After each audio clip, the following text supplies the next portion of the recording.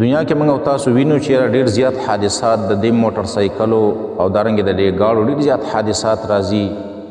او پکې ډېر قیمتي انسانان هغه وفات کیږي.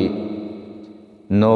د دې حادثاتو نه د دې ګاړو د موټر سایکلو د حادثاتو نه د حفاظت لپاره یو بهترینه دعا په حدیث کې راغلی ده او پکار دا چې دغه دعا هر موټر سایکل چلوونکی، ګاړی چلوونکی، ټرک او بس چلوونکی یاد کړي.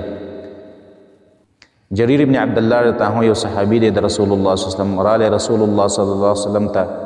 او شکایت یې وکړو نبی علیه الصلاة والسلام ته، و یا رسول الله انی لا اثبت علی الخیل،